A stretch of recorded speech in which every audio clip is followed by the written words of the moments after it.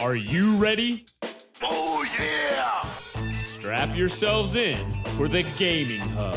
With your hosts, Tyler. You can't handle the truth. Graham. The force is strong in this way. And Steven. You cannot be serious! Let's get started. Hey everybody, welcome to the Gaming Hub. This is episode 145. I'm your host, Tyler, saying thank you so much for joining us. And I'm here as always with our two co-hosts. Let's start with Graham. How are you tonight, Graham? Well, I'm doing really well that I'm not outside because I'd be an ice cube because it is a deep freeze. And I know you have more of a deep freeze, but it's still pretty cold here. So I've been staying inside, playing some video games, played some Overcooked 2, played some NHL 19, and I actually punched in a lot of time in Pokemon Let's Go. Just because I want to get so far because you can incorporate Pokemon Let's Go and Pokemon Go. And you can like kind of evolve and like there's little things about that where they intertwine. So I'm definitely looking forward to that. And another game I also played was a beta. It was Anthem. I didn't play it too much, but from what I played, I enjoyed it and I'm definitely looking forward to the full release. I don't know if you guys got a chance to get your hands on it, but it's pretty cold where you guys are, except for Steven, obviously. How cold is it there, Steven? Freezing. It's freezing cold. I'm icicle. I'm Steven, by the way. Thanks, Graham. Hi, Steven. and I'm doing pretty good. I meant to mention this last week on the show, but it slipped my mind until the end, and I didn't really have a good segue into it. So I was at the school, at my work, and we were playing kickball, and they were making a name for the team. And like that I was playing with them against one of the other teachers and his team, and one of them was like, let's name it the Unicorn.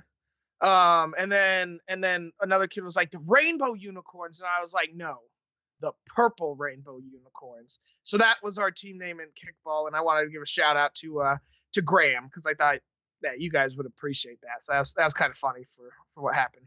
But yeah, I mean, I've been playing some games, I guess, over the weekend. I think I finished Hitman 2. If I didn't finish it last week, I honestly can't remember when I finished it. I played Halo Master Chief Collection. No, I finished Hitman 2 the week before, sorry. I played Halo Master Chief Collection, and I don't know if this will be up in time, but in case it is, we're doing a community play on Saturday on Twitch at TXH Gaming Hub. And if you want to come join us, feel free. Discord's probably the easiest way to see what time we're actually going to do it. I'm thinking 6 Pacific, 8 Eastern, but it could be a little earlier or a little later, and we don't know how long it'll be run for, but it should be fun. But other than that, there's one game that just came out that I don't know if you guys are aware, but I was super excited for. You made us aware. And that title was Kingdom Hearts 3. And let me just tell you, I put almost 10 hours into it so far, and it's the greatest thing I've ever played, hands down, no question. It's a 10 out of 10. It can't even be rated on the scale. It is the best thing in the entire world. There is nothing better. That's all that matters now, gaming-wise, is Kingdom Hearts 3. And if it doesn't win Game of the Year, it'll be a travesty, I tell you. A travesty.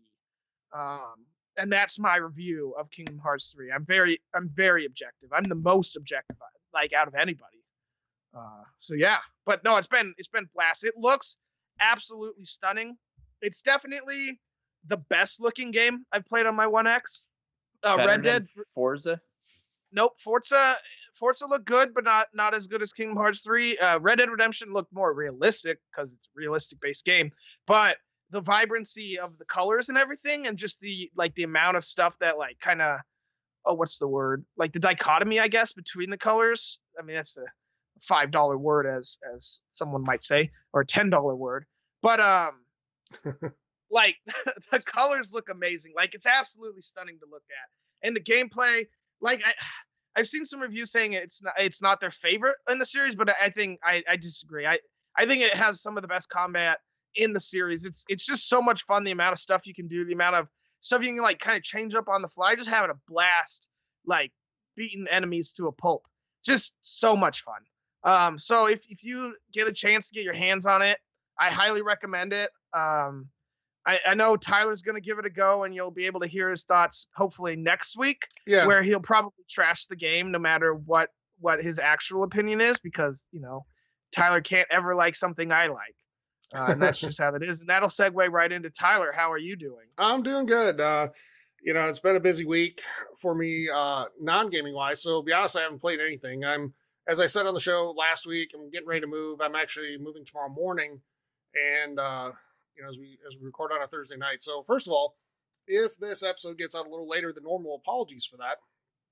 I'm waiting to get set up and moved in and get internet and everything hooked up and all that stuff. So we'll kind of see how it goes, and hopefully we'll be able to get it out in normal time. So yeah, I'm getting ready to do that. So I'll be a lot happier about 3 days from now. I absolutely hate moving more than anything in the world. So I'm just excited to get it over with. But other than that, yeah, like I said, I didn't really play anything this week. But I wanted to ask you guys your thoughts, because you both played you both played some of the Anthem demo. And what did you think of it? And we'll get into the other stuff later, but just the quality of the game.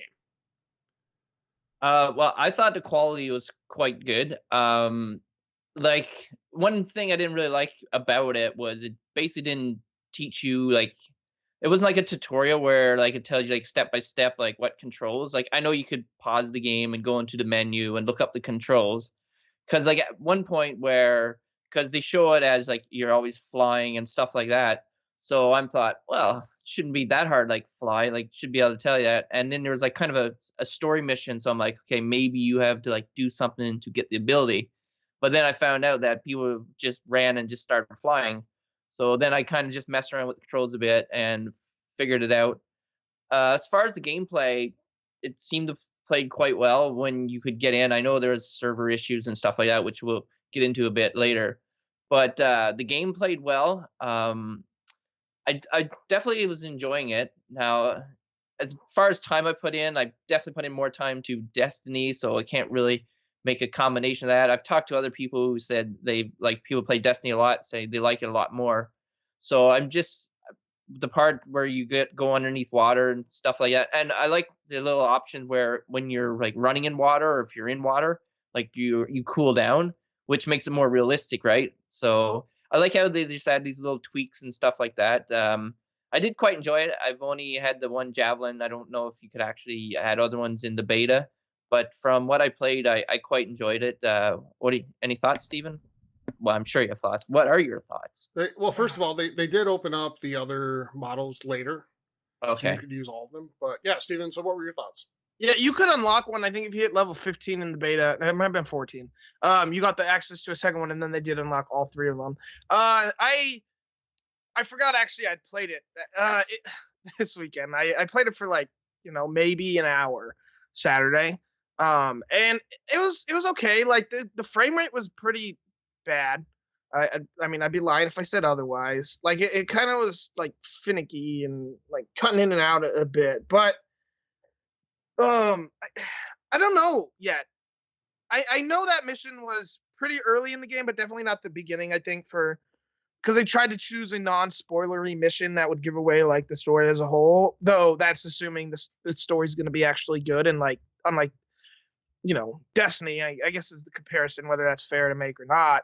Yeah. Like Destiny's story has never been very good. At least not the main story for the vanilla versions of either game. Like what we were playing the Forsaken was pretty interesting, and I know Taken King was pretty awesome. A lot of people like that. I don't know about the story wise, but Forsaken was fun. But anyways, and someone pointed out in Twitch chat, and I forgot about this because I only played one mission. But yes, oh my gosh, the loading screens! Like everywhere you like go, it's just loading screen, and that's annoying. It's so different than the stuff I'm used to playing. Like Red Dead Redemption had hardly any. Neither did God of War did, but maybe only in between missions. But it was very seamless between like the story parts and the gameplay, right? And just games have kind of gotten away from loading screens, and it's very. When you're in a mission, it's really silly to have loading screens. Yeah. But I don't know if this is 100% true, so maybe I shouldn't even be mentioning it. But I did see some people hint that this was supposed to be a older like version of the game, and all the stuff people have been complaining about have already been fixed and are supposed to be fixed for the full game. I don't know if that's true. I think this beta though was more for testing the servers, and we'll get into that later.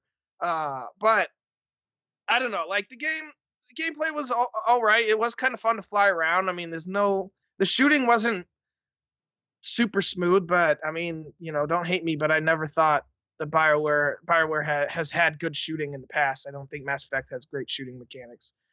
So feel free to yell at me and call me a heretic and all that. But I don't know. I haven't been completely sold on the game, but I'm gonna take it with a grain of salt, like this, just a beta, and see where it goes from here. And I mean, I'll definitely be playing the game when it comes out. I just don't know for how long.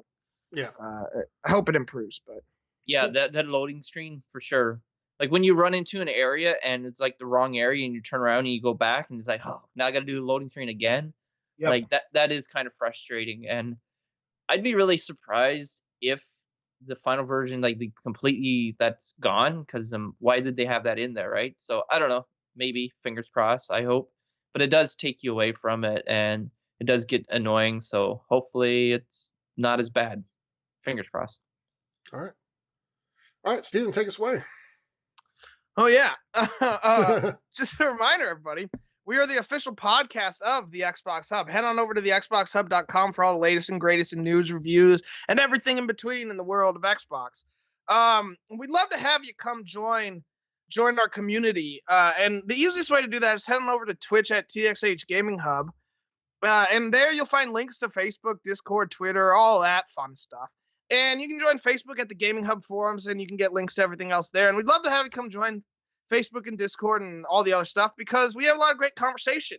It's the easiest way to see like what community plays might be going on, and we're the plans to have a lot of those going forward. And then we can just talk about video games and movies and music and food. I mean, who doesn't love food? Like, that's pretty awesome. And if you want to shoot us an email, like, feel free at the Gaming Hub Podcast at gmail.com. You can yell at me for saying that BioWare's shooting mechanics aren't very good, or whatever. And you can disagree with me on Kingdom Hearts. I mean, you're just wrong, but that's, you can do that in the email. You can check out YouTube at the Gaming Hub Podcast and watch all episodes of our show. And you can watch me eating some spicy beef jerky if you want to see me like in pain because I said something you disagree with. It's all there. And there'll be some more stuff coming soon. I got some fun stuff in the works for you guys. And finally, you can head on over to Twitter at TXH Gaming Hub and see our awesome tweets that we have. No, we're not as funny as your Wendy's or your heck, I think Chick-fil-A dragged Burger King, a little bit. But Twitter can be a fun place sometimes, and we can make it fun. If you follow us there, and you can avoid the other stuff. So yeah, that's Twitter for you. All right. So if you'd like to support the show, there's a couple different ways to do that. And the first one, like Steven talked about, we have a Twitch channel at TXH Gaming Hub there.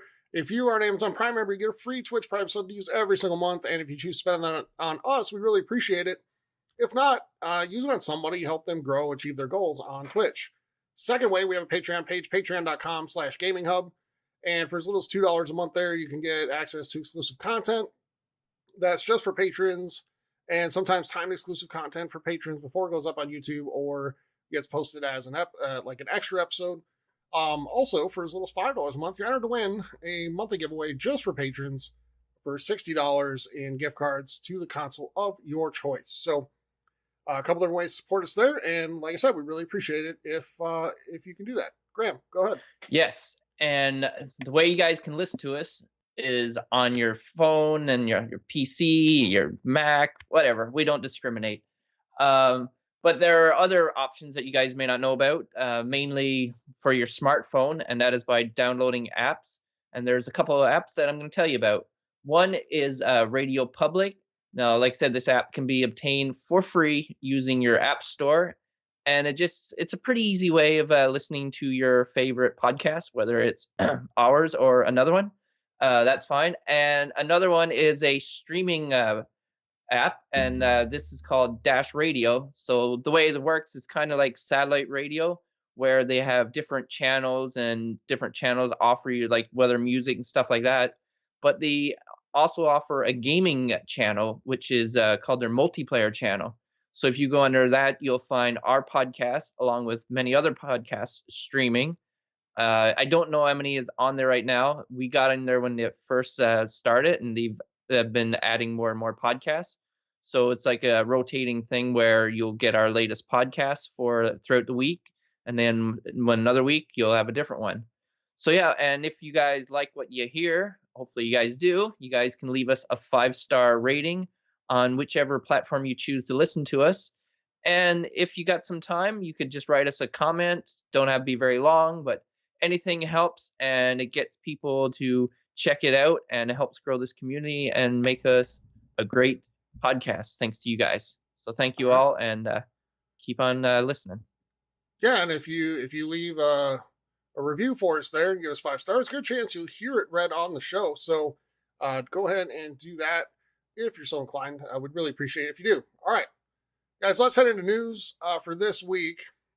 In the news, Graham, sad news for you. Metroid Prime 4 has had its development start over from the beginning, with Retro Studios taking over development. So it's going to be a while before you see this game. Are you sad? I'm not sad, because I'm like a little bit sad, but when I heard that it's the Retro Studios who did the previous ones, and I thought they did a bang up job, and they just weren't happy with the way it was going, so they're like, okay, we're gonna start this from scratch essentially, and I'm okay with that. There's still lots of Nintendo games in the pipeline and stuff like that, and this just gets show when Metroid Prime 4 comes, it's gonna be even better.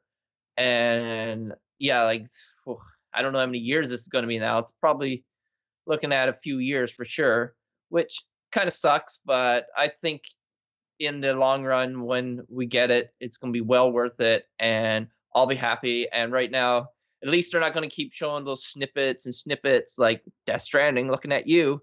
They're just saying, nope, we're starting all over, so we're not going to keep teasing you with this. So I'm okay with that. I think it was a great choice, move. Like, I trust what Nintendo is doing. So, like, I am the optimistic one, as you guys would allude to. So I think it's good, and I'm okay with it. Okay, Steven, any thoughts? Yeah, I've never played a Metroid Prime game or a Metroid game in general, so Same here. I mean, I may be missing out. Okay, so I had a demo on my 3DS, and it took me longer than I care to admit that it, like, how to figure out how to aim. You had to like use the little pencil to like aim on the bottom screen. So you roll with the stick, and then you could aim using the stylus. And I couldn't figure it out, and I didn't really know what like Metroid was, because I was kind of a later gamer, which is why like game like Kingdom Hearts is in my in one of my all-time favorites. Gotta bring it back to that. That's the most important thing. No, it sucks for the fans of this game. I've seen this game. I've seen Metroid games be speedrun countless times. It's one of the favorites of like the games done quick. It's almost always there, one Metroid or another, sometimes more than one, and it's very fun to watch. So I know there's a lot of big Metroid fans that really want a good game, but I mean, this isn't going to sound good, but you can take solace in the fact that like, you want this game to be good, right? If it released and it was kind of terrible, it would suck. But if it, you wait an extra 5 years and the game comes out and it's a 10 for you, isn't that awesome? And this is coming from the guy who waited 12 years for Kingdom Hearts 3. So speaking from experience, you want the game to be good rather than just to be out. So it sucks, but if it comes out good, I think you're gonna forget that you had to wait so long. And that's all I have for that. I agree. All right. Yeah, and I agree with that. So, Graham, you've played the games. I really haven't. I think I might have played a little bit of one at some point. Don't even remember which one, to be honest with you. But I think anytime that you see a studio recognize, like, hey, this is a problem, and make the decision to just start over from scratch because they have high standards for it, rather than just trying to get something out there, I think that's good. So, I like it. I'd probably be a little bit more disappointed if it was a game I was really looking forward to. But at the same time, it's for the right reasons, so I think it's a good move. Yeah. All right, guys. We talked about Anthem earlier. And the demo was last weekend. And again, like we've seen so many other times with so many other games, servers are a big issue. Yeah. So a lot of people couldn't even get in on the first day. And BioWare and EA had to work on it to get the server issue fixed so that people could actually get in and play. This resulted in a ton of backlash over social media towards both EA and BioWare. And I want to ask you guys, like, do you think that's fair? I personally feel like this is one of those things where, like, gamers, yeah, I mean, I understand why people are upset. I do. But this is one of those things where I feel like there's a gap in the amount of understanding of what actually goes into making all this work. So, yeah. What do you guys think on that? Whoever wants to go first. No, you're right, because I was kind of like the same thing. I'm like, man, why can't they ever get this right? They know how many people pre-ordered it. They know how many people have EA access. They know how many potential users there can be at once. But then, like, I did a little bit of research, and I saw that some people tweeted who, like, are in the gaming industry and they understand things more. So then when I was reading that, I'm like, okay, maybe I don't know everything. Okay, you got me. So yes, when you read the explanation, then you kind of get more of an understanding. But I was like a lot of the people, I was kind of angry and thought it was ridiculous. But I was wrong. My bad. And yeah, like, now I'm just being optimistic that when it comes out, it's going to be great. And I apologize for being angry. What do you think, Steven? Yeah, I mean, it's easy to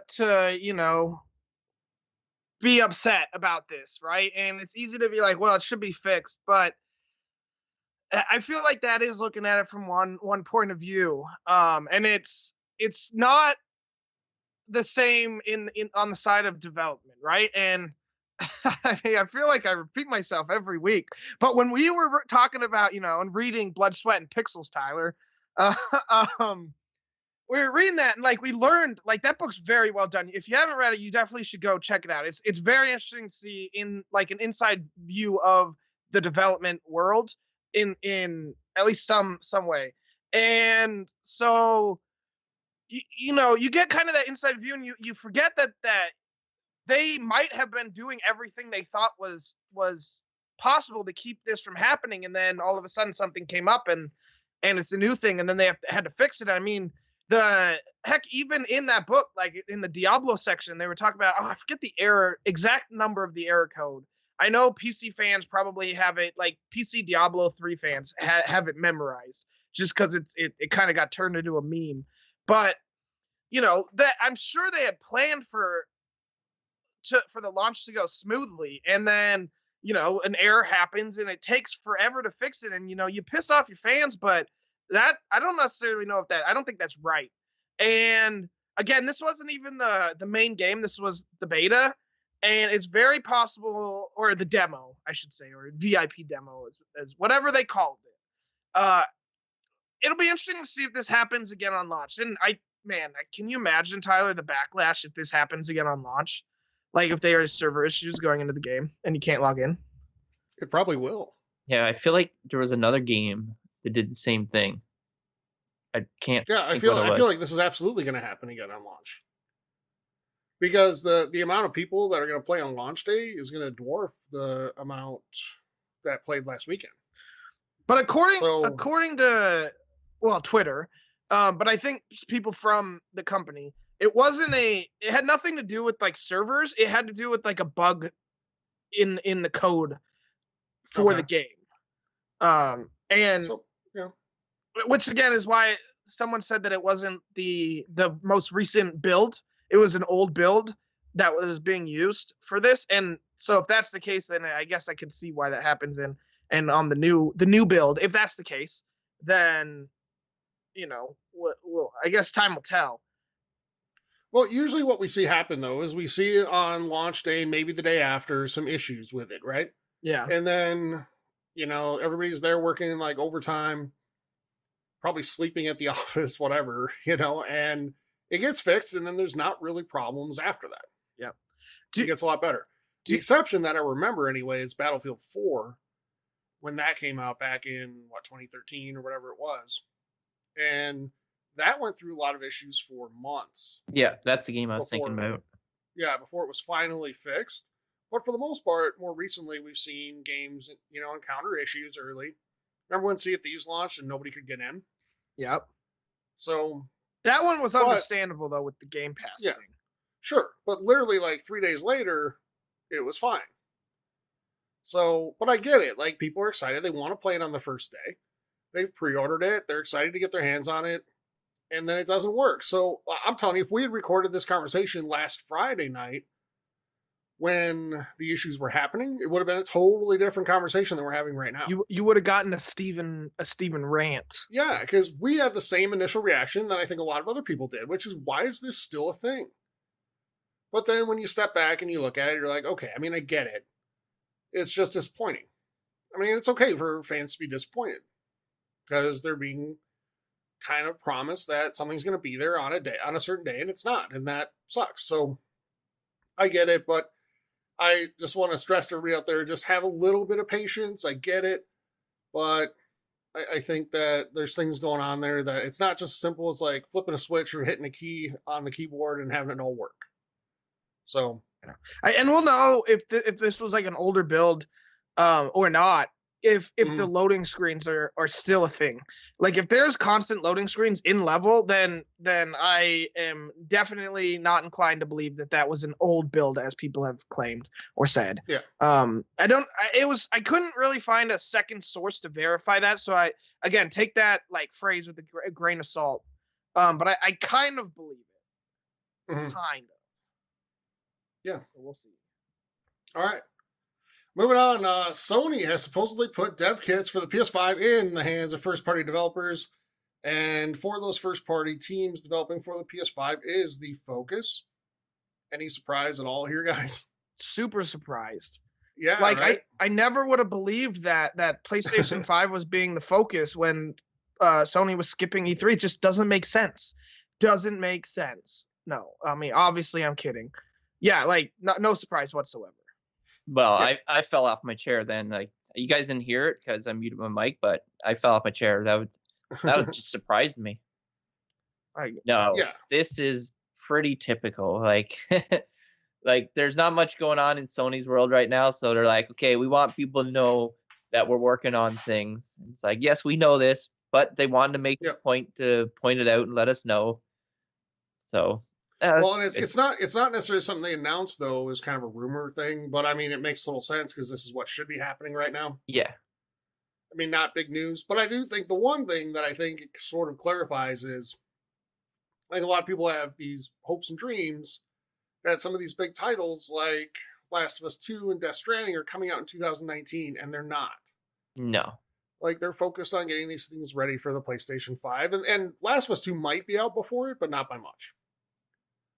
So, and I might be wrong on that, and I'd be happily wrong if I can play it earlier, but it's Death Stranding for sure is not a 2019 game. Yeah, no, there's been so much like on the internet about it's not coming out for a long time. Oh, it's coming out in 2019. Oh, it's coming out a long time. No, it's early 2020. It's like, it's all over the place. Nobody knows. Everyone is just guessing and stuff like that. And when a placeholder comes up, everyone's like, oh, no, it's going to be released this year. It's like, no, that's just a placeholder. But I don't know. I get how people are hungry for this, but they see like some random guy off of like Reddit, and they post something, and they're like data mining or whatever, and they find some little thing, and then all of a sudden everybody just latches onto that and believes that it's like completely true. And a lot of times it's not. So I don't see those games coming out this year. I'd be absolutely floored if Death Stranding came out in 2019. But I'd be very surprised if Last of Us 2 did, but I wouldn't be as shocked. All right. Last up in news. So on Major Nelson's podcast, his most recent one, he interviewed Phil Spencer, and Phil said that Xbox is, quote, going big at E3 this year. So I want to ask you guys, because they say that every year, right? Yeah. Everybody like, says they never that come out and nobody ever comes out and is like, it'll be okay. Yeah. It's probably not going to be as good as last year, but yeah, it's probably not going to be your best one, it'll still be good. It'll be all right. So, keeping that in mind, what would you guys define as going big? Because he didn't get into any details, and I don't blame him. It's too early for that. But what would you guys consider going big? Steven, let's start with you here. Games that are coming out this year. I don't know. Like, I guess you could announce a new Xbox for the year, like the next generation. I guess that'd be going big. That'd be going huge actually, because no one like thinks that, right? That'd be a huge surprise. Arguably a mistake too, but I don't. That's the only thing. Like, I guess if they announce like 5 games that are coming out that no one expected, that's going pretty big. That are coming out this year. I don't know. Like, it's gonna take a lot. I don't know. Yeah, and he did say that he loves their game lineup for this year, but we don't know if there's any real big surprises in there. He could just mean he's really happy with having Crackdown 3, Ori and the Will of the Wisps, and Gears 5 on the docket for 2019. He might just mean that. We don't know. And Forza Horizon, or not Horizon. It'll be Forza Motorsport. What, 8? 7 this time around? 7, I think. Yeah. We had 7 last time. Oh, okay. Yep. So it'll be 8. But yeah, I mean, we know we're getting that too. Yeah. So, Graham, I don't know, what would stand out for you as saying... Okay, I think they're going to seize this opportunity and go big. They're going to talk about their streaming console. Okay. Maybe, like, I don't even know how many really consoles they have, like, coming up. But I know I don't know. I think they'll go with the streaming one and possibly just talk about the future of the next console. I don't know if they'll do a reveal, but I think they'll focus on the streaming one, maybe some of the services they're going to offer. And I think they're going to have some big titles from some of the new studios that they bought. So, yeah, like they said, they're not going to spare any expense. They're going to go big. And I think, why not? Like, Sony bowed out, and it gives them a great opportunity to, like, go big. Like, why not, right? And Sony might regret this, but I'm glad to see that Xbox wants to take advantage of this, because I don't know how the whole scheduling is going to work now, if they're going to make up for the lost time that they would have had with Sony. So I'm curious to see what their plan is, but I have pretty big expectations for Xbox. And I don't think Phil would say this if he didn't know that it's going to be huge and they're going to have big announcements, because they seem to be like really pushing the ante now of being like surprising fans and stuff like that. So it'd be great to see. And the fact that they ended with Cyberpunk 2077 last time, maybe they'll have a huge thing on Cyberpunk too, which that would get me excited. Yeah. So yeah, no, bring it on. Let's see what you got. Okay. I mean, I'll just add a couple things onto that. I think they need to move back into the convention center rather than doing offsite. It's a clear opportunity for them to sort of be the centerpiece of it, with Sony not going this year. And I think they need to move their conference into that Monday night slot where Sony has been for years. So if they can get there, and I don't see why, if they go into it this year, they'd really ever have to give it up. Mm-hmm. So, I mean, you get a chance to kind of get the last word. And at that point, I know Nintendo has like their treehouse thing the next day. It's not the same. Yeah. Maybe Nintendo, maybe they want to have something on Monday now. I doubt it. Nintendo's gone away from doing the live shows. Yeah. Like, they do the streaming thing. They can control the message there. Like, Nintendo's known for super awkward live conferences. Yes. The Switch one was live, wasn't it? Yes. Yeah. The reveal where they snap their fingers. Yes. And that was super awkward too. Except that was the greatest thing I've ever watched. So they need to do more of that. That was fun to me. I mean, I know it was a little like awkward, but I think it was awkward in like the fun way, where it's like they're trying to make it like super interesting or entertaining. And it's just like, oh, it's so cute that they're, I mean, maybe that's condescending, but I liked it. I thought it was good. And I wish we had more of that. The online stuff, the one where I'd imagine they re-record things a billion times to make sure it's perfect. Yeah. So, all right. With that, everybody's going to do it for news this week. And let's go ahead and move into releases. We'll start with Xbox. Now in We stores. can get Spike Volleyball on the 5th, Astroneer on the 6th, and 39 Days Tomorrow is also on the 6th. Games with Gold, new for February. You can get Bloodstained Curse of the Moon on Xbox One through the 28th of February. You can still get WRC 6 through the 15th, and through backwards compatibility, Assassin's Creed Rogue through the 15th of February. Steven, what can we get for PlayStation? All right. On the 1st, you can get Royal Assault and Song of Memories. And then on the 5th, you can get Scorcery. It's a pretty dope name. And it's your last week to be able to get Steep and Portal Knights. The new PS Plus game should be out soon. And I think they'll probably start on the 7th of February, 7th or 8th. So, yeah, last chance to get those two hard-hitting games. Graham, what do we got for Nintendo? Well, for Nintendo, let me tell you. Just sit down and relax, and I will tell you. We have V-Rally 4 coming out on February the 5th. Then on February 7th, this is a game that I've played on the Xbox and have enjoyed. It's Defense Grid 2. And then finally, on February the 8th, you can get, now, I didn't make this up. This is actually a game, Food Truck Tycoon. Now, yes, it doesn't leave much to the imagination, but I'm sure they probably have some inventive little things on the go in there. So if you guys are into those kind of games, then there you go. That's all I have. All right. So that does it for releases. Steven, what do we have for questions? All right. Fan Question. mail. First question from Despawn. He asks, how do you guys handle the backlog of games that you may or may not have? Okay, I do have a huge backlog, and it keeps increasing. Basically, you need to have good responsibility. You have to say, okay, I'm not going to buy or download another game until I beat 2 or 3, and that would actually get you through your backlog. Do I do that? No. I offer good advice, I just don't take my own advice.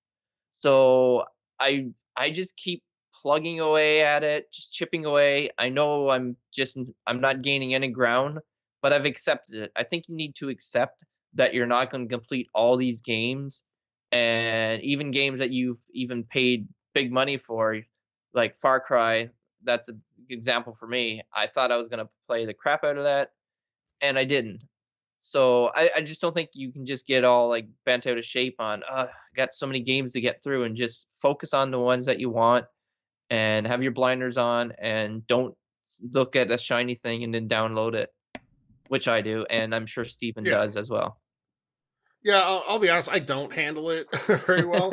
I have so many games in my backlog right now that, some of which I really, really wanted to play, like when they first came out, and I just never have. So it's something I want to get back into. Usually this time of year is great for that. Not this year.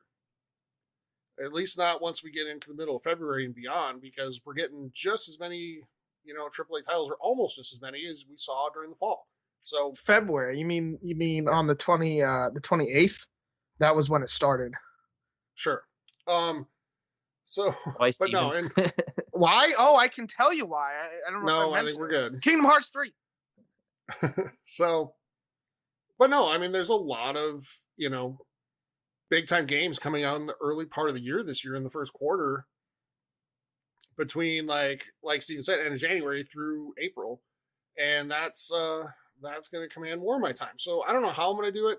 I don't manage it well. So I'll just say that. Steven? Yeah. I am absolutely probably the worst at handling the backlog, as some of you our longer listeners have known. I am terrible at beating games. I don't do it, and so those games still sit in the backlog. I play them and never beat them. I keep wanting to dwindle it down and get it down and play the games and complete them, and then get rid of them, and not really get rid of them, because most of my games are digital now, so I can't really sell them. But just uninstall it or whatever. But because I game share, and and we do the podcast, we do kind of feel like we need to play most of the games that come out, like not most of the games we mentioned for releases this week, but all the big AAA titles and then the good indie games.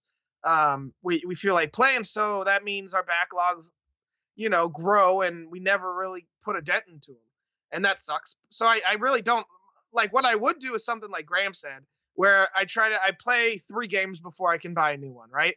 And then 3 games and before I could buy a new one, and that would be the best way to get it down. But I don't handle it. So, All right, up next. all right, next question. Tony, he asks, what is your guys' go-to food when you're gaming all night? I don't even know that I have one, honestly. Yeah, I can't say that I do. I can't say that I sit there and like munch on stuff while I'm playing. So I'm probably a bad person to ask. Graham, do you?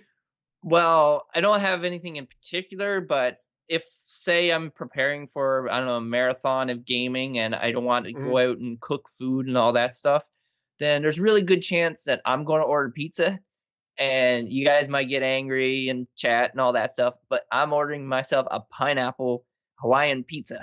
There's gonna be pineapple on that pizza. Might not even be Hawaiian, but there will be pineapple. And as far as just little like snacks and munchies, like Twizzlers, I don't want anything that's gonna be like too greasy and like handle my controller and stuff like that. So I try to stay away from the messy chips or like hot wings. I know some people eat that while they're gaming. I'm like, how can you eat something like that? Like, to me, that's not gaming food. But yeah, pizza is usually a pretty good go-to for me. What about you, Steven? Yeah, because I love wings, Graham, but I can't, like, there's no way Yeah. you can do that while you're playing video games. Steven, sorry, go ahead. I eat nothing. Yeah. I wait till I'm like absolutely starving, and then that's when I stop playing to go get food. Just because I can't, I don't like eating while I'm holding a controller. I don't like the grease. And I'll tell you, you want to really get mad at me, I'll save Graham from the pineapple on pizza, and I'll take your hate this episode.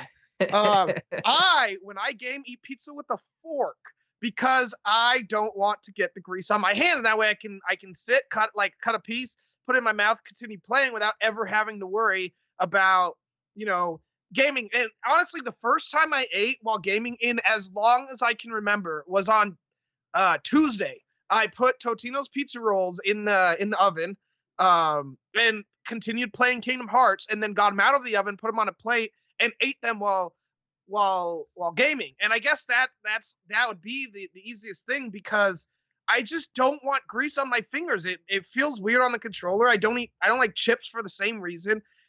All of it. It's just, I like my controller to stay clean. So yeah, I'm sorry. Call me a monster all you want, Twitch. All you want.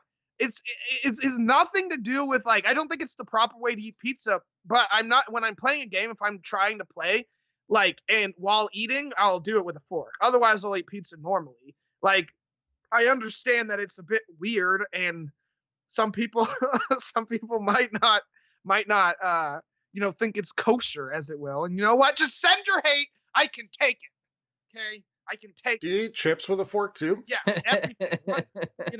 I eat everything with a fork, except for spaghetti. I eat that with my hands because I'm a real Okay.